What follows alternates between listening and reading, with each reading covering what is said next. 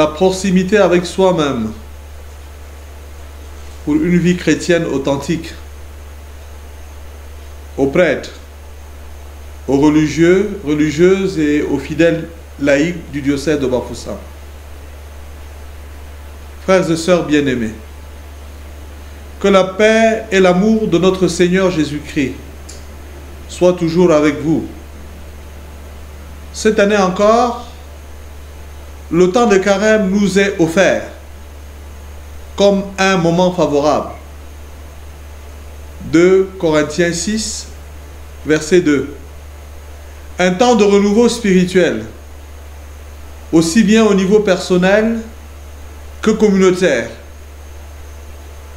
C'est un temps favorable de croissance dans notre relation avec Dieu. Relation qui intègre bien évidemment nos rapports avec nos frères et sœurs en Christ et avec notre prochain en général. Sœurs et frères, comme vous le savez, j'ai placé mon action pastorale sous le signe de la proximité évangélique et je vous ai invité à y adhérer dans l'esprit de ce que le pape François attend de nous tous. Je cite le pape François dans l'Evangelii Gaudium au numéro 169. Nous devons donner, dit-il, à notre chemin le rythme salutaire de la proximité. L'attitude de proximité investit habituellement 4 dimensions, à savoir la proximité avec Dieu, la proximité avec votre évêque, la proximité avec vos guides spirituels et pasteurs dans vos paroisses, et enfin, la proximité entre vous chrétiens et avec notre prochain, à l'image du bon samaritain qui avait pris soin de celui qui était tombé entre les mains des bandits, entre Jéricho et Jérusalem. Luc chapitre 10, versets 25 à 37. Je voudrais aussi donner au carême de cette année la couleur de la proximité.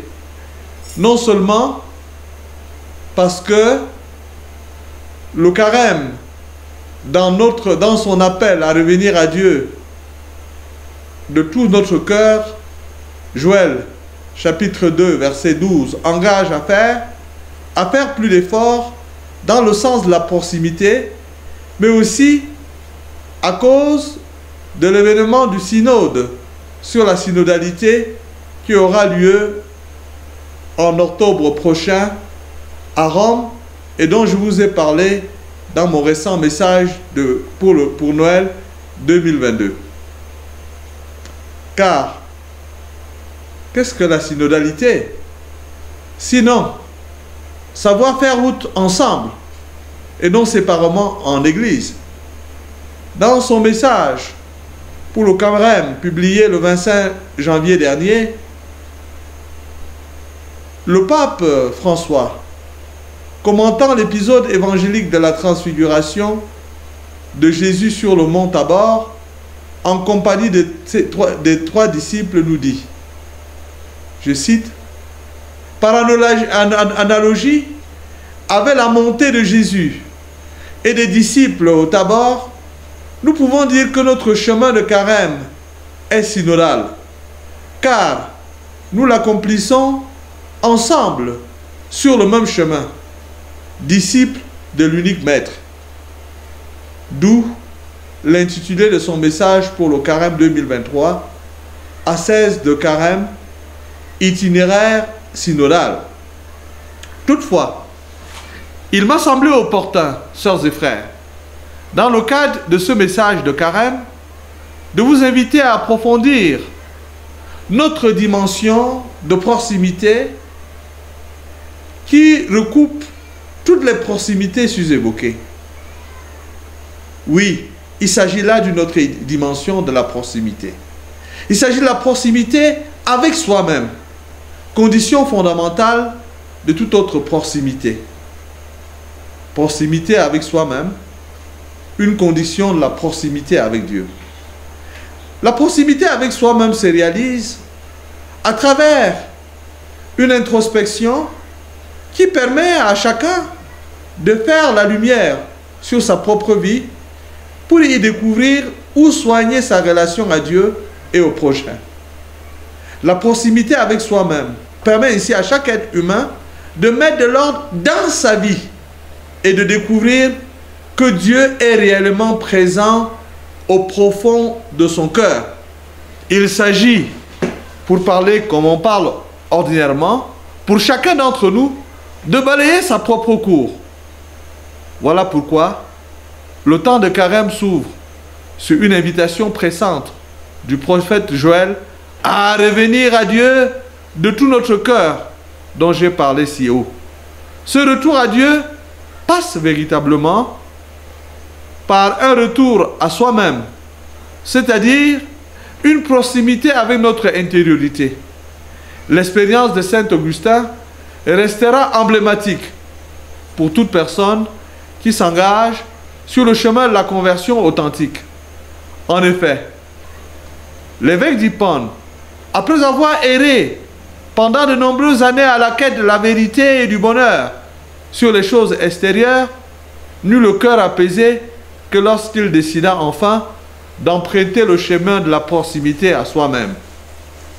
Ainsi, témoigne-t-il dans ses confessions, je cite, « Tard je t'ai aimé, beauté ancienne et si nouvelle. Tard je t'ai aimé, tu étais au-dedans de moi, et moi j'étais dehors, et c'est là que je t'ai cherché. Mais ma laideur occultait tout ce que tu fais de beau. Tu étais avec moi, et je n'étais pas avec toi. Ce qui me tenait loin de toi, ce sont les créatures qui n'existent qu'en toi. » Il est donc impératif pour tout chrétien d'entrer dans cette attitude de proximité avec soi-même pendant ce temps de carême afin de faire l'expérience d'une rencontre personnelle et authentique avec Dieu, comme ce fut également le cas pour la Samaritaine qui se retrouva seule au puits de Jacob en présence du Christ, Jean chapitre 4, versets 100 à 42. Le dialogue avec le Christ a permis à la Samaritaine non seulement de faire une introspection dans sa vie, mais surtout de se rendre compte que Dieu connaît toute vérité sur son histoire et qu'elle n'avait plus besoin de vivre dans l'hypocrisie. La Samaritaine a connu la vérité et elle s'est sentie libérée par l'amour de Dieu. Comme la Samaritaine, je vous invite, frères et sœurs, à saisir ce temps favorable pour faire l'expérience d'une proximité à soi-même qui nous permettra de nous retrouver seul à seul avec le Christ pour examiner notre vie dans la vérité et prendre courageusement une décision qui nous libère du fardeau de l'hypocrisie et de la duplicité qui enveloppe très souvent nos relations. Un des moyens de cette proximité dans la vérité est la pratique quotidienne de l'examen de conscience. La proximité avec soi, clé d'un profond examen de conscience. Le Concile Vatican II nous rappelle que, je cite, « La conscience est le centre le plus secret de l'homme, le sanctuaire où il est seul avec Dieu et où sa voix se fait entendre. » Gaudium Spes, numéro 16. La pratique de l'examen de conscience est une précieuse aide pour vivre la proximité avec soi-même et se mettre personnellement à l'écoute de la voix de Dieu. Le pape François a souligné à maintes reprises que l'examen de conscience doit redevenir un exercice quotidien pour toute personne en général et pour tout chrétien en particulier. À la suite du Saint-Père, je vous recommande, frères et sœurs, prêtres, religieux et religieuses, je vous en supplie, prenez l'habitude pendant ce temps de carême de faire chaque soir votre examen de conscience de la journée avant de dormir. Vous allez dire c'est trop simple pour être vrai. C'est parce que c'est simple que c'est beau et que c'est vrai. Et je reprends, l'examen de conscience est l'un des plus beaux exercices spirituels que nous devons faire continuellement, quotidiennement, car il nous permet de nous retrouver seul à seul avec notre Dieu et de nous regarder dans le miroir de la vérité de sa parole. C'est un exercice tout simple, mais exigeant, qui consiste à quoi?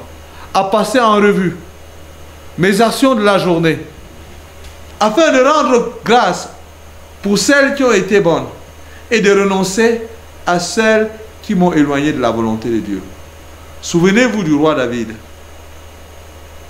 Même dans sa magnificence, avait eu l'humilité de faire son examen de conscience, comme l'atteste cette prière qu'il fit monter vers notre Dieu. Je cite, « C'est un grand péché que j'ai commis. Maintenant, Yahweh, veille pardonner cette faute à ton serviteur, car j'ai commis une grande folie. » 1 Chroniques, chapitre 21, verset 8. Chers fidèles du Christ, je suis profondément convaincu que si chacun d'entre nous s'engageait à faire son examen de conscience tous les soirs et à se conformer à la voix du Dieu qui retentit au fond de notre cœur, nous ne verrions pas dans notre société ces crimes horribles, planifiés et accomplis avec le concours des personnes dont on se serait attendu qu'elles soient des modèles de vertu chrétienne, de vertu morale. Nous avons tous l'impérieux devoir d'œuvrer pour l'avènement d'une société où tous les hommes seront capables d'accéder à leur conscience droite. Voilà pourquoi j'exhorte tous les pasteurs d'âme et tous les éducateurs à proposer durant ce temps de carême des enseignements sur le devoir pour tout chrétien, pour tout être humain, de bien former sa conscience et de l'écouter avant d'agir. Écoutons la voix de notre conscience, sœurs et frères, avant d'agir. Je demande également aux parents d'apprendre à leurs enfants, dès leur bas âge, à faire leur examen de conscience et à prier en s'inspirant de ces paroles du psalmiste. Enseigne-moi, Seigneur, tes voies, afin que je marche en ta vérité. Unifie mon cœur pour qu'il craigne ton nom. Psaume 85, verset 11. Je souhaite que nous, chrétiens, et les personnes de bonne volonté, que nous puissions encore rêver d'un Cameroun dans lequel vivront enfin des citoyens qui sont capables d'écouter la voix de leur conscience et de reconnaître que le mal est mal et doit être évité et combattu, et d'éviter ainsi d'encourir cette sentence divine. Malheur à ceux qui appellent le mal bien et le bien mal, qui changent les ténèbres en lumière et la lumière en ténèbres. Isaïe chapitre 5, verset 20. Oui, sœurs et frères bien-aimés, il faut pouvoir dire que la corruption n'est pas une bonne chose, que le mensonge avilit l'homme, que le faux témoignage tue l'autre, que la tricherie, la calomnie, la haine, la jalousie sont des maux qui doivent être extirpés de notre société, de notre Église, de notre pays. Il faut que nous ayons le courage de dire haut et fort que les assassinats qui jonchent nos rues et nos vies, que l'infidélité conjugale et les désordres sexuels qui blessent la dignité du mariage et de la famille sont des maux qui doivent être rejetés. Ayons le courage de dire que la torture, l'homicide sont des abominations dont on ne devrait jamais entendre parler dans notre pays, dans notre Église. Et je souhaite que nous, chrétiens, par l'exemple et notre comportement, nous puissions montrer à la société que ce rêve est réalisable, car un chrétien, Un chrétien ne fait pas du mal à quelqu'un. Et posons-nous véritablement la question. Sommes-nous des chrétiens? Et nous répondons encore oui. Sommes-nous des crétins? Non. Nous sommes chrétiens. Un chrétien ne fait pas du mal à quelqu'un. Comme vous le voyez bien, la proximité avec soi, qui s'expérimente quotidiennement dans l'examen de conscience, nous conduit inévitablement à évaluer et à soigner nos relations avec le prochain. La proximité avec soi, une condition sine qua non de la proximité avec le prochain.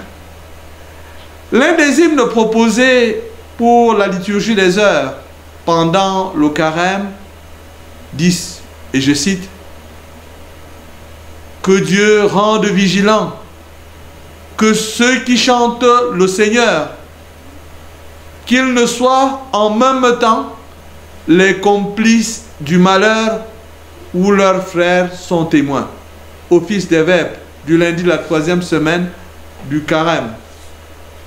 J'invite chaque chrétien à méditer les paroles de cet hymne au cours de son examen de conscience. Elles nous permettront non seulement de mieux comprendre le lien qu'il y a entre la proximité avec soi et la proximité avec le prochain, mais surtout de prendre des résolutions concrètes qui contribuent à soulager la souffrance de nos frères et sœurs, au moins pour ce qui dépend de nous. À quoi servirait en effet une expérience de proximité dans notre diocèse, une expérience de proximité avec soi qui nous enferme sur nous-mêmes? Non, la proximité avec soi atteint pleinement son but lorsqu'il nous permet de nous laisser transformer de l'intérieur par la rencontre avec Dieu afin de mener une vie chrétienne authentique, vraie, sans hypocrisie, sans fausse honte ni détour, orientée vers l'amour du prochain. J'ai la conviction ferme que si nous nous engageons, frères et sœurs, à vivre la proximité intérieure pendant ce temps favorable, elle suscitera de nombreuses réconciliations au sein de nos familles et chacun sera prompt à donner du sien pour construire la communion au sein des communautés ecclésiales de base, autour du modérateur, la communion au sein de la paroisse, autour du curé, la communion au sein du diocèse, placé sous la responsabilité de votre évêque. Ce que je vous demande le plus pour moi, c'est que votre prière, sœurs et frères, soutienne notre action pastorale. Je vous en supplie, priez pour moi, priez pour votre évêque, afin que chacun se sente chez soi à Bafoussam, que chacun se sente chez lui dans le diocèse de Bafoussam. Puissiez-vous aussi répondre à mes appels pour une église diocésaine vibrant dans toutes ses dimensions, au diapason de la communion que facilite la proximité évangélique. Mais pour que la proximité avec soi-même soit proximité avec les autres, il faut qu'elle permette à chacun de nous de cultiver ce jardin intérieur qu'est son cœur. La proximité avec soi, moyen pour cultiver son jardin intérieur. Oui, dans mon message pour le carême de l'année dernière, en empruntant les propos du pape François, je vous invitais à faire de ce temps de grâce un moment de semaille d'amour, de joie, de paix et de toutes les valeurs chrétiennes. Je réitère aujourd'hui cette invitation. Je vous en supplie, comme nous l'apprend la parabole du bon grain et des livrets, notre cœur est un champ qui appartient à Dieu. Matthieu chapitre 13, versets 24 à 30. C'est là qu'il sème ses graines d'amour, ses graines de joie, ses graines de paix et de toutes ces autres vertus qui font l'homme et qui font le chrétien. Mais c'est aussi là, dans notre cœur. Souvenez-vous toujours que le diable qui divise, le malin qui sème la zizanie, vient s'aimer l'ivraie, que l'évangéliste décrit en ces termes. Je cite, « Ce qui sort de l'homme, c'est cela qui le rend impur. Car c'est du dedans du cœur de l'homme que sortent les pensées perverses, inconduites, meurtre, adultère, cupidité, méchanceté, fraude, débauche, envie, diffamation, orgueil, démesure. Tout ce mal vient du dedans et rend l'homme impur. » Marc chapitre 7, versets 21 à 28. Cette liste n'est pas exhaustive. Et nous pourrions également mentionner les mauvaises herbes du dehors, comme on l'a fait tout à l'heure. Les mauvaises herbes, pas du dehors, du dedans. De la corruption, du népotisme, du tribalisme, de la vengeance, du pouvoir et de la peur. Le cœur de chacun doit être jardiné. Et c'est lui à qui le Seigneur en a confié l'entretien et la garde. C'est chacun d'entre nous. Chacun d'entre nous doit travailler à jardiner son cœur. Et je reviens à balayer sa propre cour. La proximité avec soi est le moyen par excellence par lequel nous accomplissons notre noble et lourde responsabilité de jardiner de Dieu sur nous-mêmes. Nous sommes prompts à montrer l'autre. Nous sommes prompts à montrer l'assassin. Nous sommes prompts à montrer le voleur. Jardinons notre cœur. C'est grâce à la proximité intérieure qu'en tant que jardinier de Dieu, nous pouvons veiller à ce que les mauvaises herbes n'étouffent pas la bonne semence de l'amour qui doit grandir, fleurir et porter du fruit dans le cœur et dans la vie de chacun d'entre nous. Sœurs et frères, cultivons notre jardin.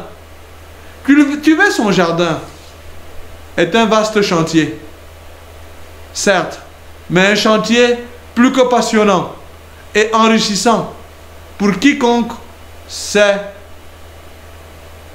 où découvrir le vrai sens de la vie.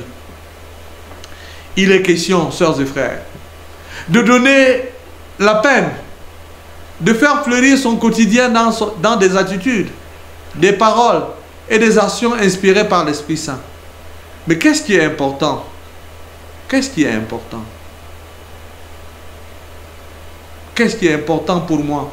Et qu'attend le Seigneur de moi dans cette situation? Voilà la question à se poser dans l'exercice au quotidien du discernement. C'est un travail de tous les jours. Un travail qui passe par le moment de connexion intime avec soi-même, de connexion intime avec Dieu, de connexion intime avec toutes les sources du bonheur que Dieu peut nous donner dans une vie enracinée en lui. Mais bien jardiner son cœur, tout comme bien entretenir sa plantation, requiert que le jardinier accepte le labeur, la peine du labeur. Cette peine a pour nom pénitence, ascèse et silence. La proximité intérieure, chemin de pénitence, d'ascèse et de silence. Il y a la peine de la contrition, nécessaire à la pénitence. Dans la pénitence, il y a déjà le mot peine. Et nous pouvons chanter « Oui, je me lèverai et j'irai vers mon Père. cette connotation de pleurs. Le temps de carême est un temps de pénitence. C'est un temps qui nous est donné pour apprendre à pleurer d'abord et surtout sur nos péchés. Je me lève pour aller vers le Père parce que je pleure sur mes péchés. Il n'y a que nous pour pleurer sur notre péché. Et dans l'invitation du prophète Joël à revenir à Dieu de tout notre cœur, qui ouvre le temps de carême et dont nous avons déjà parlé, la précision suivante est donnée. Dans le jeûne, les larmes et le deuil, déchirez vos cœurs. Oui, il est question des larmes et de deuil. Il y a deuil lorsqu'on a perdu une personne chère, diriez-vous. Mais les larmes de deuil, ce sont les larmes d'une séparation irréversible d'avec une personne qu'on a aimée. Le péché nous sépare de l'être qui nous aime le plus, Dieu. Et pourtant, nous pleurons plus lorsque nous perdons les biens passagers de ce monde que lorsque nous perdons Dieu. Le temps des carêmes est le temps de réapprendre à regretter nos fautes aussi profondément qu'on les a commises et non plus avec la superficialité habituelle. C'est là que j'invite les pasteurs, les prêtres, les religieux et les religieuses à former les fidèles sur le sens du péché et à les éduquer à s'éloigner de la superficialité habituelle en regardant combien il est grave d'être séparé de Dieu. Pour nous y aider, l'Église nous propose naturellement le sacrement de la réconciliation et je vous invite à saisir ce temps favorable pour vous confesser, mais l'Église aussi nous propose pour notre piété, les exercices de piété et un exercice qui s'appelle le chemin de croix. Dans le chemin de croix, nous voyons Jésus pleurer nos péchés jusque dans sa chair. Tout au long de ce carême, le chemin de croix nous sera d'autant plus profitable que nous le vivrons comme un véritable miroir qui nous rappelle non seulement combien nous sommes éloignés de Dieu qui est en nous, mais aussi combien nous faisons souffrir des innocents. C'est seulement avec cette pleine conscience que le chemin de croix cessera d'être une routine ou une simple prestation spectaculaire ou théâtrale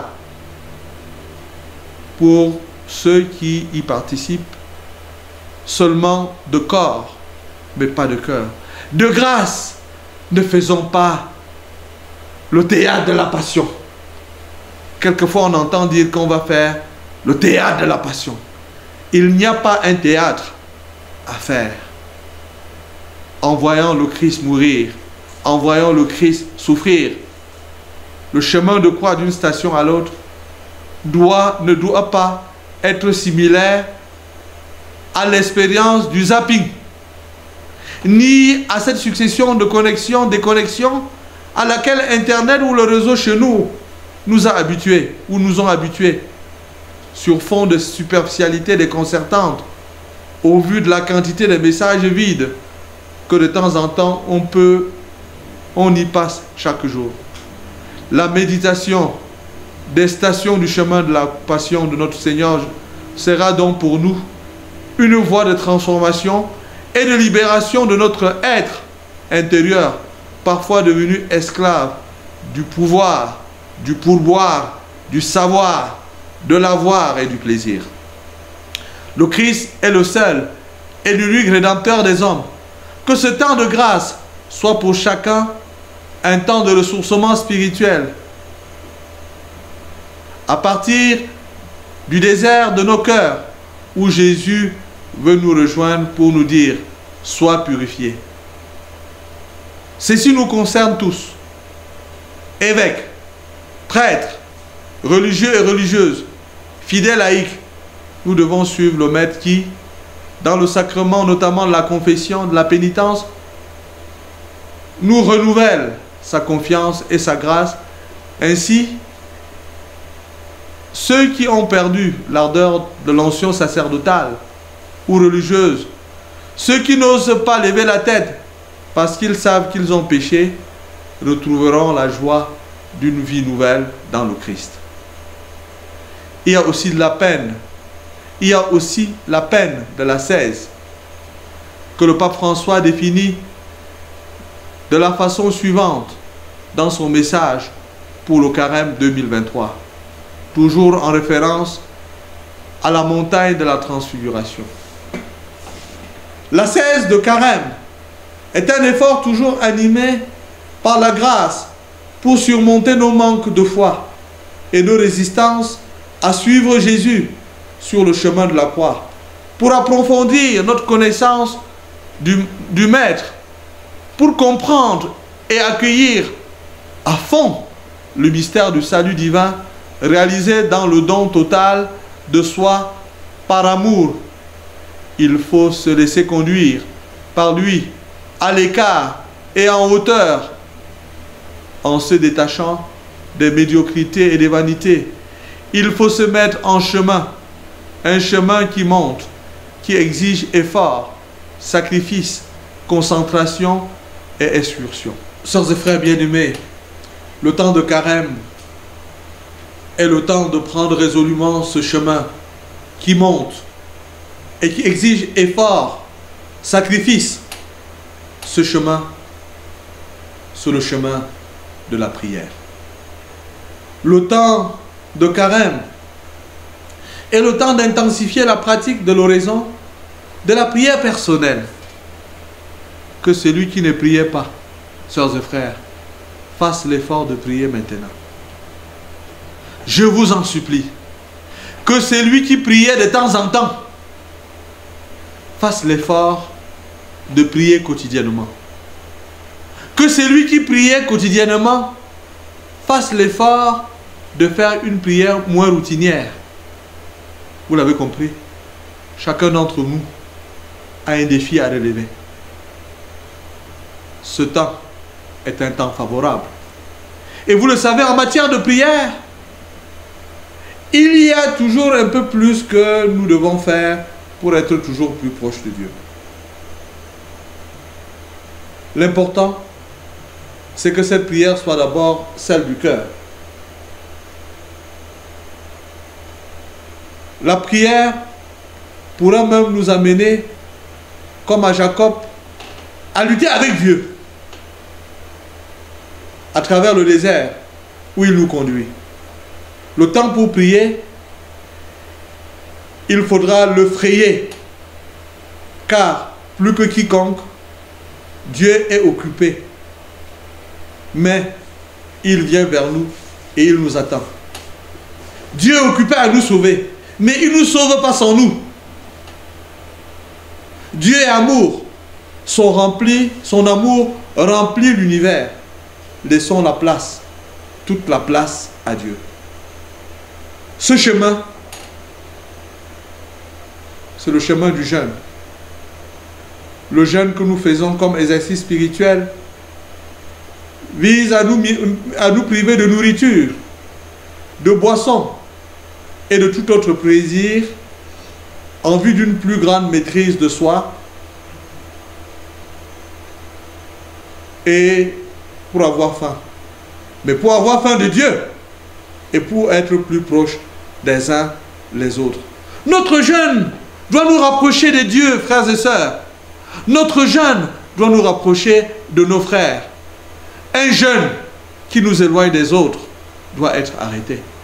Un jeûne qui nous éloigne de Dieu, un jeûne qui ne nous ouvre pas à l'aumône, au partage, ne sert absolument à rien. Et je voudrais vous inviter non seulement à retenir que le jeûne n'est pas un moyen pour rivaliser de force, mais en plus, il est sans valeur s'il exclut la charité. Nos veilles concourent au même but, à une grande maîtrise de soi et l'entraînement à la vigilance dont il est question dans les évangiles. Oui, ce chemin qui nous est tracé pendant ce temps de carême, c'est le chemin de l'aumône, comme je viens de le dire. Jeûner, c'est faire aumône. Faire de l'aumône, en tant qu'effort de carême, consiste à puiser non seulement sur le superflu, mais sur notre indigence, sur ce dont nous avons nous-mêmes besoin, pour soulager la souffrance d'un autre, qui est peut-être plus dans le besoin que nous. Faire de l'aumône nous renvoie donc à nous-mêmes, nous rappelant chaque jour, chaque fois, que ce ne sont pas tous les biens qui sont à satisfaire, tous les besoins qui sont à satisfaire à tout moment. Ce vide, cette béance que nous acceptons volontairement nous aide à accepter une autre plus profonde et fondamentale. Cette béance que Dieu a laissée dans sa créature et qu'il est le seul à pouvoir combler. Sans Dieu, nous sommes vides. Sans Dieu, notre vie est insipide. Sans amour de Dieu, nous ne sommes rien. Heureux donc serons-nous si nous le comprenons et cherchons plutôt en Dieu et non dans les biens matériels, ce dont nous serons véritablement rassasiés. Dans la même veine, je vous suggère aussi, comme effort de carême, sœurs et frères, à nous couper du bruit extérieur non nécessaire. Trop de bruit tue le bruit et tue la vie. Trop de bruit tue le bruit et tue la vie. Mais quand je parle de bruit, je parle du bruit intérieur. C'est le seul qui vaille. Cultivons la force du silence. N'oublions pas que l'une des difficultés de la proximité avec soi est de pouvoir faire taire le bruit de l'agitation extérieure dans lequel nous nous évadons par peur de nous-mêmes. Quelquefois, nous avons peur de nous-mêmes, de ce que nous avons fait, de ce que nous sommes vraiment, de ce que nous sommes devenus et même aussi de ce que nous avons imaginé, de ce que nous sommes en réalité. Nous croyons déjà exclus de l'amour de Dieu. Dieu n'exclut personne. Chaque personne est une histoire sacrée, comme j'ai l'habitude de le dire. C'est une histoire, chacun est une histoire sacrée, écrite par Dieu, et personne n'est exclu dans ce temps, et personne n'est exclu dans sa miséricorde. Taire le bruit extérieur pendant ce temps de carême fera remonter en surface ce que nous sommes en vue de rendre grâce à Dieu et en vue de revenir vers lui comme l'enfant prodigue. Ce que le fils aîné de cette parabole n'avait pas compris ni imaginé, c'est le cheminement intérieur de conversion qu'avait pu faire son cadet en réalisant que la vérité, la vraie liberté n'est pas dans l'agitation extérieure. Taire le bruit extérieur pendant ce temps de carême fera remonter en surface ce que nous sommes en vue de rendre grâce à Dieu, en vue de revenir vers lui comme l'enfant prodigue. Luc chapitre 15, versets 11 à 32. Ce que le fils aîné de cette parabole n'avait pas compris ni imaginé, c'est tout le cheminement intérieur de conversion qu'avait pu faire son cadet, réalisant que la vraie liberté n'est pas dans l'agitation extérieure, ni dans le pouvoir d'user de son héritage comme on veut, mais plutôt dans la maison du Père, où même les ouvriers ont de quoi manger à leur faim. Oui, sœurs et frères, que le recueillement soit don de mise pendant ce temps de carême et que soit affectionnée la prière nourrie de la parole de Dieu méditée que chacun soigne en lui cette maladie que le saint pape François a qualifiée de mortalisme. Il s'agit de cette attitude qui consiste à travailler sans arrêt et à ne pas trouver du temps pour se recueillir et évaluer sa vie. Si le Seigneur ne bâtit la maison, le bâtisseur travaille en vain.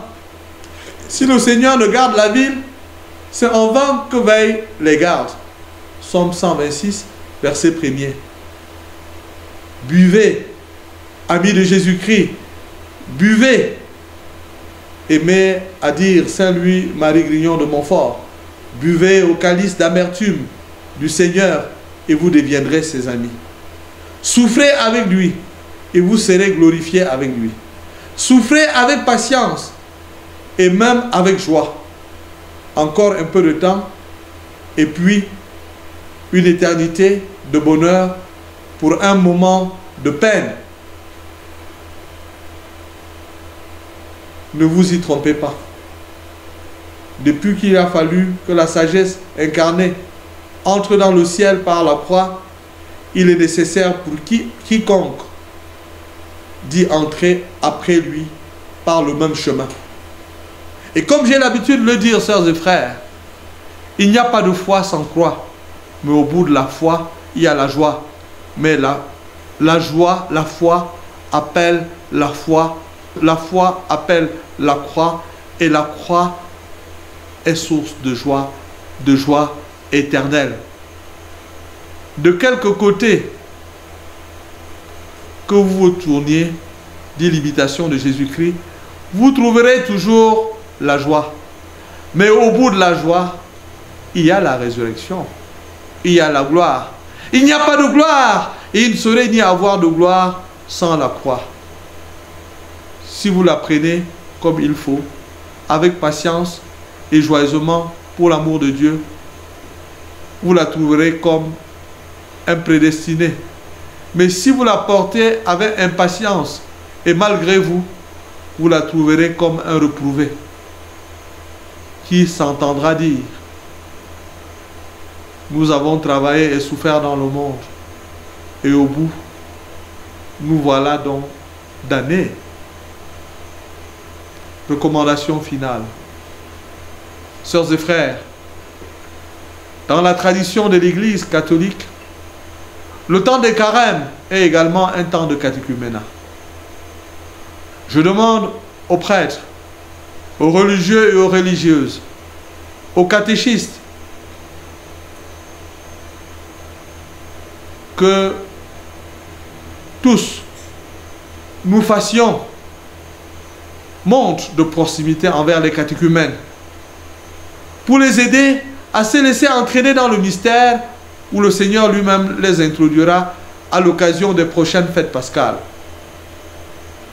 La famille, les familles, les communautés ecclésiales de base doivent les soutenir dans leur cheminement.